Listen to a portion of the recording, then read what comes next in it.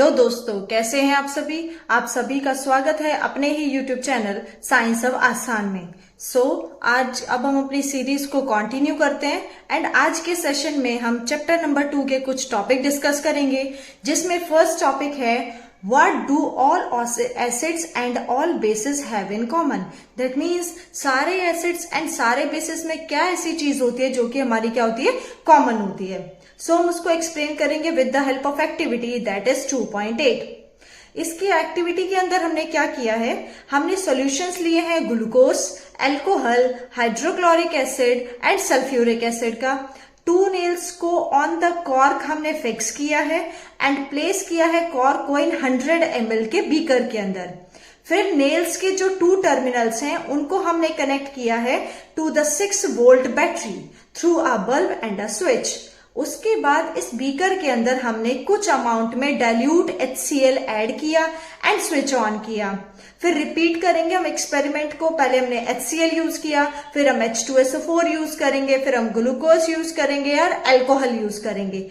Then आपको बताना है व्हाट डू यू ऑब्जर्व। इस एक्टिविटी के अंदर एट लास्ट आपको ऑब्जर्वेशन क्या मिलेगी and repeat the experiment separately with glucose and alcohol solution. What do you observe now, does the bulb glow in all cases. मतलब जब भी हम इस एक्टिविटी को परफॉर्म कर रहे हैं विद द डिफरेंट सॉल्यूशंस, हमें ये बताना है कि किस सॉल्यूशन में ये बल्ब ग्लो करेगा या किस सॉल्यूशन में ये बल्ब ग्लो नहीं करेगा। तो ये जो एक्टिविटी है ये हमारी काम करती है एक इंपॉर्टेंट कंसेप्ट के ऊपर।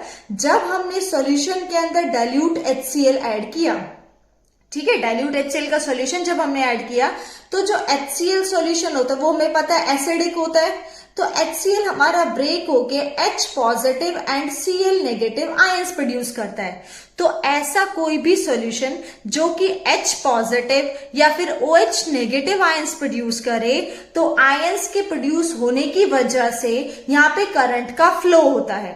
तो वो जो करंट का फ्लो होगा उसकी वजह से इलेक्ट्रिसिटी प्रोड्यूस होगी, देन ये बल्ब ग्लो करेगा। दैट मीन्स वो सॉल्यूशन जो कि H पॉजिटिव आयन प्रोड्यूस करेंगे या फिर OH नेगेटिव आयंस प्रोड्यूस करेंगे, वो सभी के सभी इलेक्ट्रिसिटी को कंडक्ट करेंगे एंड उन सभी केसेस में ये बल्ब ग्लो करेगा। अगर मैं इस एक्टिविटी को परफॉर्म करूं HCl के केस में, then H positive ions produce हो रहे हैं क्योंकि हमने सॉल्यूशन लिया है HCl का। दैट मीन्स उसमें वाटर के मॉलिक्यूल्स भी प्रेजेंट हैं। तो ये सॉल्यूशन हमारा इलेक्ट्रिसिटी कंडक्ट करेगा क्योंकि H पॉजिटिव आयंस प्रोड्यूस कर रहा है। सिमिलरली H2SO4 अगर मैं लेती हूँ सल्फ्यूरिक एसिड, ये भी हमारा H पॉजिटिव आयन प्रोड्यूस करता है। पहले H positive ion plus HSO4 negative ion, then ये जो HSO4 नेगेटिव आयन होता है ये फर्दर ब्रेक होता है H positive ion plus SO4 2 negative ions. That means इसके अंदर हाइड्रोजन आयन की कंसंट्रेशन हमारी बन रही है, तो हाइड्रोजन आयंस बनेंगे, उसकी वजह से कंडक्शन ऑफ इलेक्ट्रिसिटी होगा। इलेक्ट्रिसिटी अगर कंडक्ट होगा तो हमारा बल्ब ग्लो करेगा। लेकिन जब हम इस एक्सपेरिमेंट को परफॉर्म करते हैं ग्लूकोज और अल्कोहल सॉल्यूशन के अंदर, उस केस में जो बल्ब होता है वो ग्लो नहीं करता। इसका रीजन क्या है कि ग्लूकोज और अल्कोहल दोनों के अंदर H पॉजिटिव आयन हमारे प्रेजेंट होते हैं, लेकिन वो H positive ion freely release नहीं होते, क्योंकि जब भी कोई सॉल्यूशन हमारा H पॉजिटिव आयन को फ्रीली रिलीज करेगा, वो आयंस मूव करेंगे तभी तो इलेक्ट्रिसिटी कंडक्ट होगी।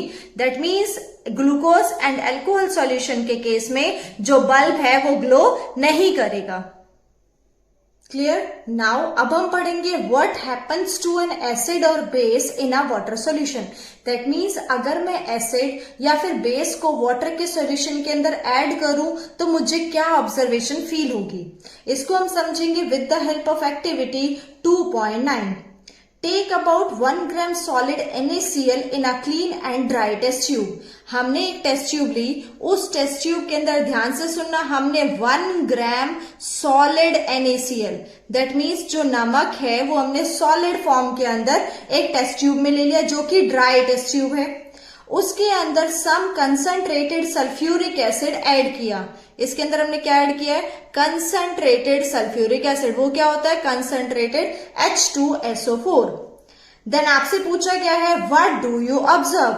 आप इस केस में क्या ऑब्जर्व करेंगे। Is there a gas coming out of delivery tube, क्या ट्यूब से कोई ना कोई अमाउंट में गैस हमारी रिलीज होगी।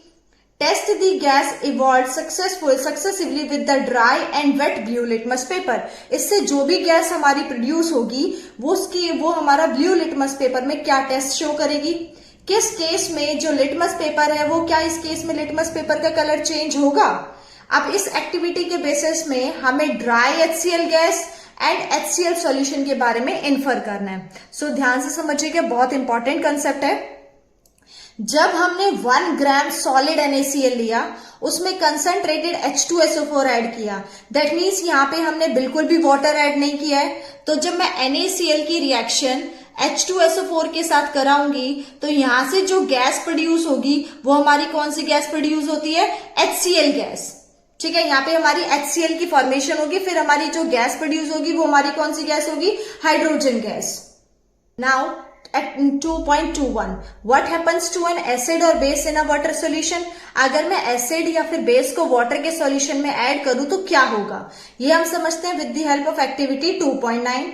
एक्टिविटी 2.9 में क्या बोला हुआ है, हमें एक टेस्ट ट्यूब लेनी है, उस टेस्ट ट्यूब के अंदर हमें 1 ग्राम NaCl ऐड करना है जो कि सॉलिड फॉर्म में है। उसके बाद उसके अंदर सम कंसंट्रेटेड सल्फ्यूरिक एसिड ऐड करना है जो कि हमारा क्या होता है, H2SO4, जो कि हमारा कंसंट्रेटेड फॉर्म में है।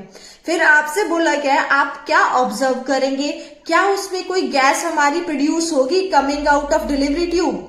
फिर जो भी वो गैस रिलीज हुई उसको हमें सक्सेसफुली चेक करना है विद एक बार हमें ड्राई ब्लू लिटमस पेपर का यूज करके चेक करना है, एक बार हमें वेट ब्लू लिटमस पेपर का चेक करके करना है। फिर हमें बताना है इन दोनों में से किस केस के अंदर जो लिटमस पेपर है उसका कलर चेंज होगा। फिर हमें dry HCl gas and HCl solution in acidic characters के बारे में इन्फर करना है। सो हम समझने की कोशिश करते हैं, जब हमने NaCl के अंदर H2SO4 का सॉल्यूशन ऐड करना शुरू किया तो यहां से प्रोडक्ट क्या फॉर्म होगा, Na2SO4 प्लस HCl गैस। तो ध्यान दीजिएगा यहाँ पे जो HCl गैस प्रोड्यूस हुई है ये हमारी कैसी HCl गैस है, ड्राई, क्योंकि इस पूरे सेटअप के अंदर अब तक हमने कहीं भी वाटर का यूज नहीं किया है। तो गैस कैसी प्रोड्यूस होगी, HCl गैस, जो कि किस फॉर्म में होगी, ड्राई फॉर्म में।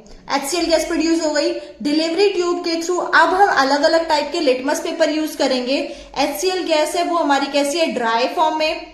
जब मैं इसकी यूज करती हूं ड्राई लिटमस पेपर का यूज करके, मैं चेक करना चाह रही हूं कि ये जो हमारी HCl गैस है वो एसिडिक है या बेसिक है।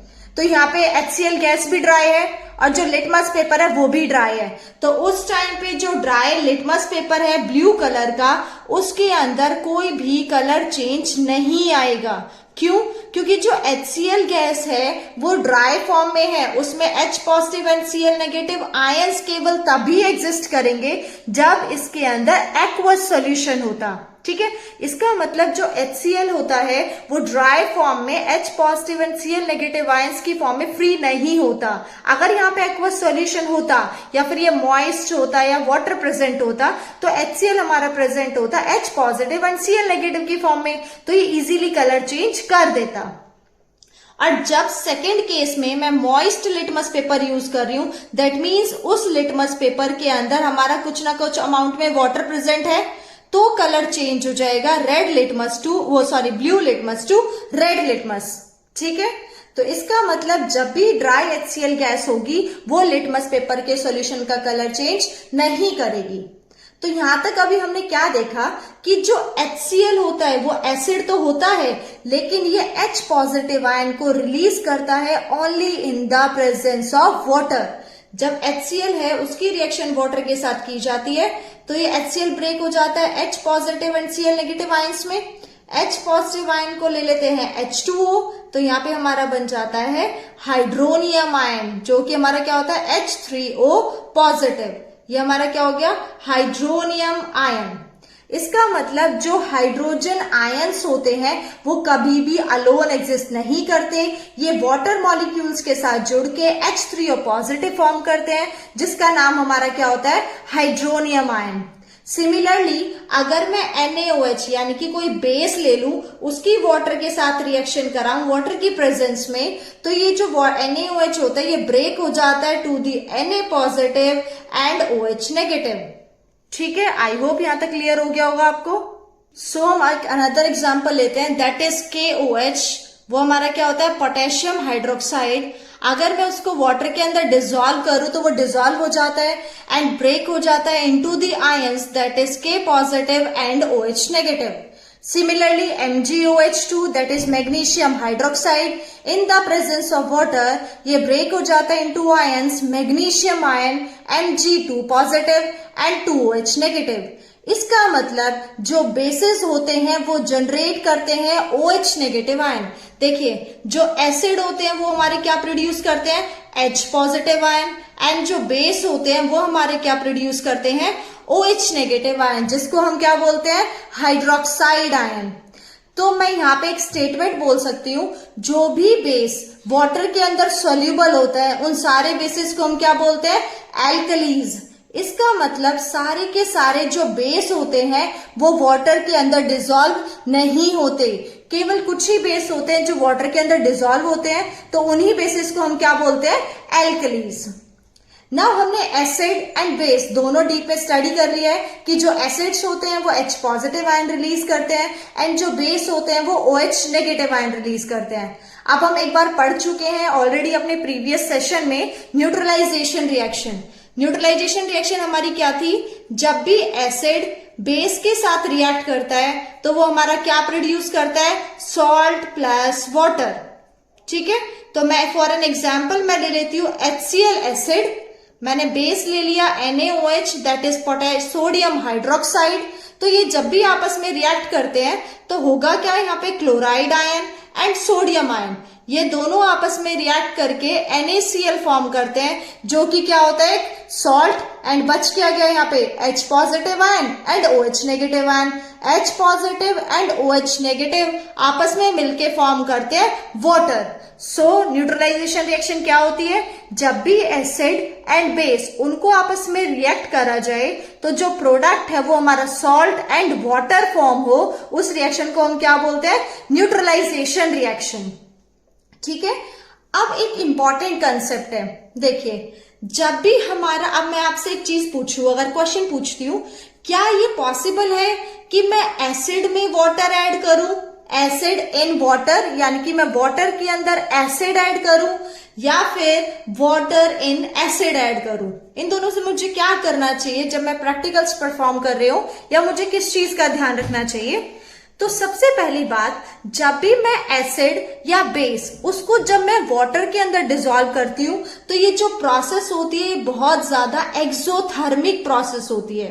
एक्सोथर्मिक मतलब हम ऑलरेडी डिस्कस कर चुके हैं, एक्सो मतलब बाहर निकलना, थर्म मतलब हीट। ऐसी रिएक्शन जिसके अंदर हीट हमारी बाहर निकले यानी कि हीट इवॉल्व हो, उसको हम क्या बोलते हैं, एक्सोथर्मिक रिएक्शन। ठीक है, अगर मैं एसिड को वाटर के अंदर ऐड करती हूँ तो ये बहुत ज्यादा हमारी कैसी होती है, एक्सोथर्मिक प्रोसेस होती है, इसलिए मैं बहुत ध्यान से एसिड को वाटर के अंदर ऐड करना होता है। लेकिन मैं कभी भी वाटर इन एसिड नहीं करती, मतलब मैंने टेस्ट ट्यूब के अंदर एसिड ले लिया फिर मैं वाटर ऐड करूंगी, ये बहुत रॉन्ग प्रैक्टिस है, क्योंकि इसकी वजह से हमारा जो मिक्सचर है वो उसके अंदर इतनी ज्यादा हीट प्रोड्यूस होती है कि हमारी जो टेस्ट ट्यूब है वो स्प्लैश आउट भी कर सकती है। ठीक है, उसकी वजह से बर्निंग भी हो सकती है, या जो हमारा ग्लास कंटेनर है वो ब्रेक भी हो सकता है। सो अगर एग्जाम में क्वेश्चन आता है कि कौन सी प्रैक्टिस करेक्ट है, मुझे एसिड को वाटर में ऐड करना चाहिए या फिर वाटर को ऐड करना चाहिए एसिड के अंदर, तो इंपॉर्टेंट प्रैक्टिस कौन सी है, एसिड इन वाटर। हमेशा वाटर के अंदर एसिड ऐड करो, ना कि वाटर इन एसिड। ठीक है, अब यहाँ पे एक इंपॉर्टेंट कंसेप्ट आता है डाइल्यूशन। तो ये डाइल्यूशन भी हम प्रीवियस सेशन में पढ़ चुके हैं। डाइल्यूशन का मतलब क्या होता है, मान लो मैंने एक HCl सॉल्यूशन ले लिया, वो हमारा कैसा है, कंसंट्रेटेड। कंसंट्रेटेड का मतलब है उसके अंदर पूरा का पूरा H positive and Cl negative ions है, उसमें वाटर बिल्कुल भी नहीं है। अब मैं उसके अंदर क्या करूं, धीरे धीरे वाटर ऐड करना शुरू कर दूं। मैं इसके अंदर वाटर की एडिशन करती जा रही हूं, तो ये जो आयंस हैं वो हमारे कैसे होते जाएंगे, डाइल्यूट होते जाएंगे। ठीक है, डाइल्यूट का मतलब H3O पॉजिटिव आयन और जो OH नेगेटिव आयन की कंसंट्रेशन है पर यूनिट वॉल्यूम। ठीक है, पर यूनिट वॉल्यूम जो इनकी कंसंट्रेशन है वो अब डिक्रीज होती जा रही है, जिसकी वजह से मैं ये कह सकती हूं कि ये प्रोसेस हमारी किसकी है, डाइल्यूशन की प्रोसेस है।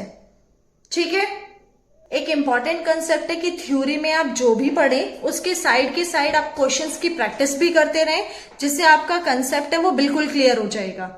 सो now we discuss question number 1। Why do HCl and HNO3 shows acidic character in aqueous solution? Aqueous solution मतलब उसमें पानी प्रेजेंट है, while the solution of compounds like alcohol and glucose do not show acidic character। ये हम already explain कर चुके हैं कि जो HCl या फिर जो HNO3 या H2SO4 जो भी ऐसे सब्सटेंसेस होते हैं, ये सभी H पॉजिटिव आयंस रिलीज करते हैं इन एक्वस सॉल्यूशन, जिसकी वजह से इलेक्ट्रिसिटी कंडक्ट होती है। लेकिन जो अल्कोहल है और ग्लूकोज है ये कभी भी H पॉजिटिव आयन रिलीज नहीं करते, दो इनके पास H पॉजिटिव आयन होते हैं लेकिन ये रिलीज नहीं करते, जिसकी वजह से एसिडिक कैरेक्टर शो नहीं करते हैं। Now second question, Why does an aqueous solution of an acid conduct electricity? Same answer कि अगर एसिड का एक्वस सॉल्यूशन होगा तो वो इजीली हाइड्रोजन आयंस को फ्रीली रिलीज करेगा, जो वाटर के साथ रिएक्ट करके हमारा फॉर्म करेंगे हाइड्रोनियम आयन, जो कि होता है H3 पॉजिटिव आयन, और उस आयंस की मूवमेंट की वजह से हमारी इलेक्ट्रिसिटी कंडक्ट होगी। Why does dry HCl gas not change the color of dry litmus paper? हम पढ़ चुके हैं कि HCl गैस भी ड्राई है और लिटमस पेपर भी ड्राई है। दैट मीन्स हाइड्रोजन आयन तो कहीं है ही नहीं प्रेजेंट वो वाटर के वाले एक्वस सॉल्यूशन के, तो HCl गैस जो होती है वो H पॉजिटिव आयन फ्रीली तभी रिलीज करेगी जब सॉल्यूशन एक्वस होगा, कुछ ना कुछ अमाउंट में वाटर प्रेजेंट होगा, वरना वो H पॉजिटिव आयन रिलीज नहीं करेगी। इस वजह से जो ड्राई लिटमस पेपर है उसका कलर चेंज नहीं हुआ। Now next, while diluting an acid, why is it recommended that acid should be added in water? Acid को ये मैं ऑलरेडी डिस्कस कर चुकी हूँ कि जो एसिड होता है उसको वाटर के अंदर ऐड करना चाहिए, लेकिन वाटर को एसिड के अंदर नहीं। वाटर को एसिड के अंदर ऐड क्यों नहीं करते हैं? क्योंकि ये रिएक्शन एक तो एक्सोथर्मिक तो होती ही है, हीट तो रिलीज होगी ही, लेकिन साथ में अगर मैंने वाटर को एसिड के अंदर ऐड किया तो वो रिएक्शन स्प्लैश आउट कर सकती है, उसकी वजह से बर्निंग की प्रोसेस हो सकती है, आपका जो ग्लास का कंटेनर है वो ब्रेक हो सकता है। Now next question, How is the concentration of hydronium ion affected when the solution of an acid is diluted? अगर एसिड है यानी कि HCl है, अगर मैं उसमें वाटर की कंसंट्रेशन बढ़ाती जाऊं तो उसकी वजह से हमारे हाइड्रोनियम आयन की कंसंट्रेशन पे क्या असर होगा? तो क्या होगा, वाटर में ऐड करती जा रही हूं, हाइड्रोनियम आयन की कंसंट्रेशन हमारी डिक्रीज होती जाएगी क्योंकि साथ में न्यूट्रलाइजेशन भी होता रहेगा। Now next question, How is the concentration of hydroxide ion affected when the base is dissolved in the solution of NaOH? NaOH का सॉल्यूशन है, उसके अंदर मैं एक्सेस में बेस डिसॉल्व करती जा रही हूँ, मतलब NaOH ऐड करती जा रही हूँ, तो NaOH ऐड करूंगी तो ऑब्वियस सी बात है जो हाइड्रोक्साइड आयन है उसकी कंसंट्रेशन हमारी इंक्रीज होती जाएगी। ठीक है, आई होप आपको ये क्वेश्चंस क्लियर हो गए होंगे। अब हम एक इंपॉर्टेंट कंसेप्ट पढ़ते हैं कि कोई भी सॉल्यूशन है, देखो हम अब तक ये पढ़ते हैं ये एसिड है ये बेस है, कोई कितना एसिड है, स्ट्रॉन्ग एसिड है, वीक एसिड है, माइल्ड एसिड है, ये मैं कैसे पता करूंगी कि कौन सा सब्सटेंस ज्यादा स्ट्रॉन्ग बेस है या स्ट्रॉन्ग एसिड है? तो उसके लिए एक स्केल होता है, दैट इज पीएच स्केल। तो पीएच स्केल का मतलब होता है, यहां पे इस टर्म को समझिए, पीएच, पीएच का मतलब होता है पावर ऑफ हाइड्रोजन। ठीक है, P मतलब पावर और पीएच मतलब पावर ऑफ हाइड्रोजन आयन। ठीक है, ये जो पावर है हाइड्रोजन आयन की, मतलब इस हाइड्रोजन आयन की अगर पावर ज्यादा है दैट मीन्स मेरा जो सॉल्यूशन है वो उतना ही ज्यादा एसिडिक है। अगर हाइड्रोजन आयन की पावर कम है दैट मीन्स मेरा जो सॉल्यूशन है वो कम एसिडिक है। ठीक है, तो P का जो मतलब होता है जर्मन में उसको बोला जाता है पोटेंज, जिसका मतलब क्या हो जाता है, पावर। तो ये जो पीएच स्केल होता है इस पे जो रीडिंग्स होती हैं वो होती है 0 to 14। ठीक है, ये पीएच स्केल होता है, उस पर रीडिंग 0 to 14 होती है, जिसमें जो सेंट्रल रीडिंग होती है दैट इज 7, वो हमारी रिप्रेजेंट करती है न्यूट्रल पीएच को। दैट मीन्स जो पीएच की स्ट्रिप है, अगर मैं उसको सॉल्यूशन के अंदर डालूं तो अगर उसकी वैल्यू 7 आ रही है, दैट मीन्स मेरा सॉल्यूशन कैसा है, न्यूट्रल है। इस पीएच स्ट्रिप पे कुछ कलर्स होते हैं, ठीक है, मैं कलर्स को हम चेक करते हैं कि अगर मेरा कलर ये मान लो लाइट ग्रीन आ रहा है, कुछ ऐसा कलर आ रहा है, तो उससे मैं पता लगा सकती हूँ कि भाई हमारा सॉल्यूशन कैसा है, न्यूट्रल है। अगर 7 से कम होता है, दैट मीन्स 0 to 7, तो मेरा सॉल्यूशन कैसा है, एसिडिक। अगर 7 to 14 होता है तो मेरा सॉल्यूशन कैसा है, बेसिक। ठीक है, 7 से जितना कम होता जाएगा उतना एसिडिटी बढ़ती जाती है। दैट मीन्स अगर एक सॉल्यूशन है जिसका पीएच 1 है, एक सॉल्यूशन है जिसका पीएच 5 है, अब मैं आपसे पूछूं कि इन दोनों में से कौन सा सॉल्यूशन मोर एसिडिक है, तो कौन सा एसिडिक ज्यादा है, जिसका पीएच 1 है। ठीक है, सिमिलरली अगर एक सॉल्यूशन ऐसा है जिसका पीएच 8 है, एक ऐसा है जिसका पीएच 12 है, अब मैं आपसे पूछूं बेसिक कौन सा है ज्यादा, तो जिसका पीएच 12 है वो हमारा मोर बेसिक है एज कंपेयर टू पीएच 8। सो इस स्केल का यूज करके हम ये बता सकते हैं कि कौन सा सॉल्यूशन मोर एसिडिक है, कौन सा सॉल्यूशन मोर बेसिक है, या फिर हमारा सॉल्यूशन न्यूट्रल है।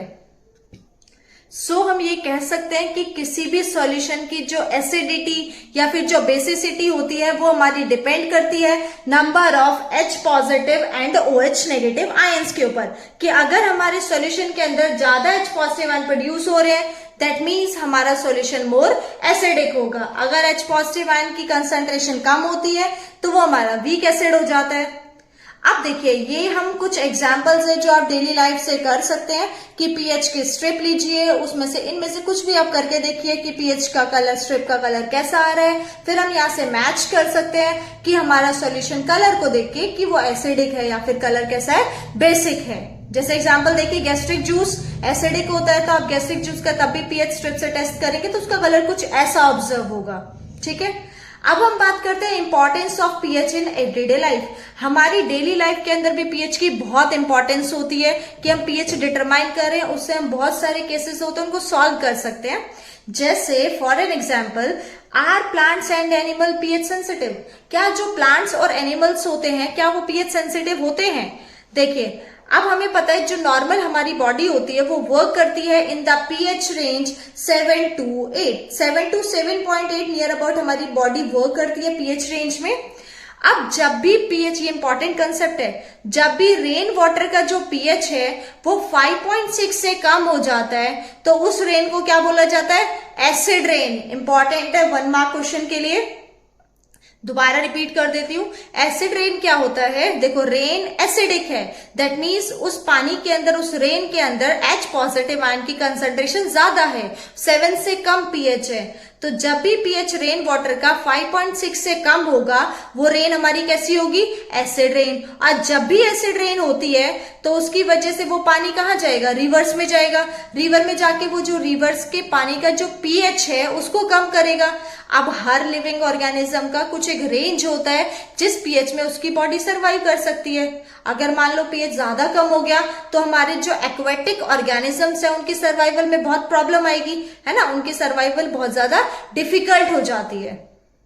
सिमिलरली जो भी हमारे प्लांट्स होते हैं उनकी ग्रोथ के लिए भी जो पीएच होता है सॉइल का वो भी हमारा चेक करना बहुत जरूरी है कि सॉइल का पीएच हम रेगुलर चेक करते रहे कि हमारी सॉइल ज्यादा एसिडिक तो नहीं है या ज्यादा बेसिक तो नहीं है। फिर टाइम टू टाइम जो फार्मर्स होते हैं, अगर मान लो मेरी सॉइल बहुत ज्यादा एसिडिक हो गई है, मैंने पीएच का यूज किया तो फसल अच्छे से नहीं हो पाएगी, तो जो फार्मर्स होते हैं वो क्वेक लाइम का हम उसके अंदर एडिशन करते हैं ताकि वो पीएच को न्यूट्रलाइज कर सके। ठीक है, ऐसे ही जो पीएच होता है वो हमारे डाइजेस्टिव सिस्टम के लिए भी बहुत जरूरी है।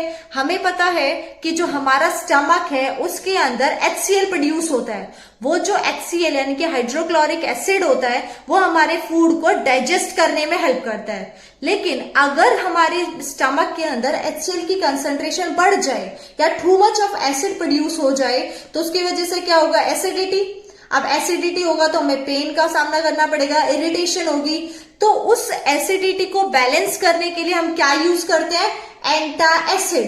एंटा एसिड मतलब एसिड के अपोजिट। दैट मीन्स क्या होते हैं एसिड के अपोजिट? बेस। तो मैं बेस का यूज करूंगी ताकि हमारी जो स्टमक में एसिडिटी हुई है वो न्यूट्रलाइज हो सके।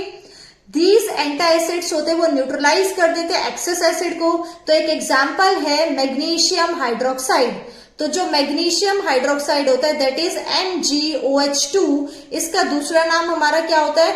Milk of magnesia. ठीक है, तो मैग्नीशियम हाइड्रोक्साइड का दूसरा नाम क्या होता है? Milk of magnesia. ये एक माइल्ड बेस होता है जो कि हमारे स्टमक की एसिडिटी को, एक्सेस एसिड को न्यूट्रलाइज करने में हेल्प करता है। सिमिलरली जो पीएच चेंज है as the cause of tooth decay, tooth decay भी हो सकता है। हम सबको पता है कि टूथ डिके केवल तब शुरू होता है जब जो पीएच है वो लेस देन 5.5 हो।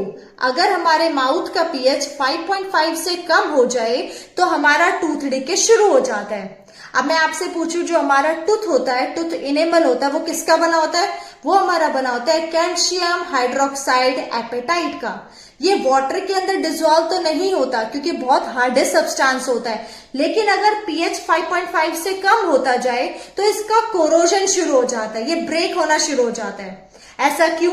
देखिए, अगर हमने खाना खाया, ब्रश नहीं किया, तो उसके अंदर हमारे बैक्टीरिया सर्वाइव करेंगे। तो जो वो बैक्टीरिया है वो कुछ ना कुछ अमाउंट में एसिड रिलीज करते हैं। ठीक है, वो एसिड रिलीज कैसे करेंगे? जो हमारा खाना बच गया, टूथ के अंदर फंस गया, शुगर वगैरह या फूड पार्टिकल्स, उनको वो डिग्रेड करते हैं। उनके डिग्रेडेशन से कुछ ना कुछ अमाउंट में एसिड प्रोड्यूस होता है। जैसे ही वो एसिड प्रोड्यूस होगा, वो हमारा जो टूथ इनेमल है उसका कोरोजन करना शुरू कर देता है। ठीक है, दैट मीन्स वो जो एसिड प्रोड्यूस कर रहा है बैक्टीरिया, मुझे उसको न्यूट्रलाइज करना है ना, तब तो हमारा टूथ डिके नहीं होगा। तो इसीलिए हमें टाइम टू टाइम ब्रश करना चाहिए, क्योंकि जो टूथपेस्ट होता है उसके अंदर क्या होता है? बेस। ठीक है, टूथपेस्ट किसका बना होता है? बेस का, ताकि जो वो एक्सेस एसिड है हमारे माउथ के अंदर उसको वो न्यूट्रलाइज कर सके। ठीक है, नेक्स्ट जैसे self defence by animals and plants through the chemical warfare. हम सबको पता है जो बी स्टिंग लीव्स होती है, बी स्टिंग होता है, यानी कि जैसे मधुमक्खी काट जाती है, ठीक है, तो उसकी वजह से हमें बहुत ज्यादा जलन का सामना करना पड़ता है, क्योंकि जैसे ही किसी मधुमक्खी ने या ततैया ने, किसी ने भी आपको काटा, तो उसकी वजह से एसिड हमारी बॉडी के अंदर रिलीज होता है, उसकी वजह से पेन होता है और इरिटेशन होती है। तो उसको नॉर्मलाइज करने के लिए हमें क्या यूज करना चाहिए? कोई भी माइल्ड बेस। जनरली हम क्या यूज करते हैं? Baking soda. तो वो जो बेस है वो हमारा क्या करेगा? उसको न्यूट्रलाइज कर देता है एसिड को। और मैं आपसे पूछूं, अगर जब जो स्टिंगिंग हेयर्स होते हैं निटल्स के, ये हमारा कौन सा एसिड रिलीज करते हैं जिसकी वजह से हमें पेन ऑब्जर्व होता है? वो एसिड होता है मिथेनोइक एसिड। ठीक है, कुछ भी हमारी जो बी है अगर वो कट कर जाए तभी हमारी बॉडी के अंदर कौन सा एसिड रिलीज होगा? That is methanoic acid. Now आपको ये पता होना चाहिए कि जो भी हमारे नेचुरल सोर्सेज हैं, जो हम जनरली अपनी लाइफ में देखते हैं, डेली लाइफ में यूज करते हैं, उसके अंदर कौन सा एसिड प्रेजेंट है, ये आपको लर्न करना इंपॉर्टेंट है फॉर 1 मार्क क्वेश्चंस। जैसे विनेगर होता है, ठीक है, विनेगर के अंदर कौन सा एसिड होता है? Acetic acid. ऑरेंज खट्टा होता है, उसके अंदर कौन सा एसिड होता है? Citric acid. ऐसे ही लेमन जो है वो भी खट्टा होता है, तो उसके अंदर कौन सा एसिड होता है? Citric acid. ये हमने अभी पढ़ा है, अगर चींटी काट जाए, कोई बी कट कर जाए, स्टिंग कर जाए, निडल कर जाए, तो उसकी वजह से कौन सा एसिड रिलीज होता है? Methanoic acid. जो कर्ड होती है उसके अंदर कौन सा एसिड होता है? Lactic acid. टमाटो में ऑक्सैलिक एसिड एंड टैमरिंड में टार्टेरिक एसिड। ठीक है, नाउ हम कुछ क्वेश्चंस डिस्कस कर लेते हैं, जितना भी कंसेप्ट हमने अब तक पढ़ा है। First question, you have 2 solutions. हमारे पास 2 सॉल्यूशन है, ए एंड बी। जो ए है उसका पीएच है 6 और जो बी है उसका पीएच है 8। अब आप ही मुझे बताइए, इसके अंदर हाइड्रोजन आयन की कंसंट्रेशन इन दोनों में से किस सॉल्यूशन के अंदर ज्यादा है? 2 मिनट सोचिए और फिर आंसर कीजिए। देखिए, पीएच 6, हमने अभी पीएच जो स्केल पढ़ा था वो 0 to 14 पढ़ा था, उसमें हमने बीच में 7 बोला था, 7 को हमने न्यूट्रल बोला था। 7 से कम दैट मीन्स एसिडिक, 7 से ज्यादा दैट मीन्स बेसिक। तो 7 से कम मतलब ये जो pH 6 है सॉल्यूशन कैसा होगा? एसिडिक। और जब भी कोई सॉल्यूशन एसिडिक होता है उसके अंदर हाइड्रोजन आयन की कंसंट्रेशन ज्यादा होती है। तो 7 से जैसे हम कम कम जाते जाएंगे वैसे वैसे हाइड्रोजन आयन की कंसंट्रेशन बढ़ती जाएगी। तो अब मैं आपसे पूछूं, कौन से सॉल्यूशन के अंदर हाइड्रोजन आयन की कंसंट्रेशन ज्यादा है? ए के अंदर। फिर पूछा हुआ है कौन सा एसिड है, कौन सा बेस है? ए हमारा एसिडिक है और बी हमारा कैसा है? बेस है। Now second question, what effect does concentration of H positive ion have on the nature of solution? अगर जो H पॉजिटिव आयन की कंसंट्रेशन बढ़ती जाए या घटती जाए उसकी वजह से सॉल्यूशन का नेचर कैसा होगा? तो देखिए हम पढ़ चुके हैं सारी चीजें। जब भी H पॉजिटिव आयन की कंसंट्रेशन बढ़ती जाएगी मेरा सॉल्यूशन कैसा होता जाएगा? एसिडिक। और जब H पॉजिटिव आयन की कंसंट्रेशन घटती जाएगी तो मेरा सॉल्यूशन कैसा होता जाएगा? Basic. Now next, do basic solutions all have H positive ion? क्या जितने भी बेस होते हैं सिर्फ उसके अंदर OH नेगेटिव होता है, H पॉजिटिव नहीं होता? नहीं, ऐसा नहीं है। जितने भी बेसिक सॉल्यूशंस होते हैं उन सब के अंदर भी H पॉजिटिव आयन होता है, लेकिन OH नेगेटिव आयन की कंसंट्रेशन H पॉजिटिव के कंपेयर में थोड़ी ज्यादा होती है। इसीलिए जो हम कहते हैं कि जो बेसिक सॉल्यूशन होता है उसके अंदर OH नेगेटिव आयन प्रेजेंट होता है। Now last question, under what soil condition do you think a farmer would treat the soil of his field with quicklime or slaked lime or chalk? जब soil की कौन सी condition हो जाएगी जब farmer हमारा quicklime या स्लेक लाइम या chalk का यूज करेगा? तो देखिए पहले आपको ये पता होना चाहिए जो क्विकलाइम होता है that is CaO, slack lime CaOH2 and calcium carbonate that is chalk. ये सारे के सारे हमारे कैसे होते हैं? बेस। इसका मतलब अगर फार्मर की जो फील्ड है उसके अंदर जो सॉइल प्रेजेंट है अगर वो एसिडिक ज्यादा हो जाती है रेंज से ज्यादा, तब वो फार्मर इन बेस का यूज करेगा अपनी सॉइल को न्यूट्रलाइज करने के लिए। आई होप आपको आज का सेशन समझ आ गया होगा।